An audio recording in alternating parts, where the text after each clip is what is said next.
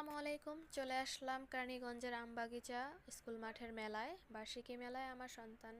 আমার বাবুকে নিয়ে এসেছি, আমার হাজবেন্ডও এসেছে। এখানে বাচ্চাদের অনেক রকম রাইড রয়েছে। এটা হচ্ছে মৌমাছি রাইড।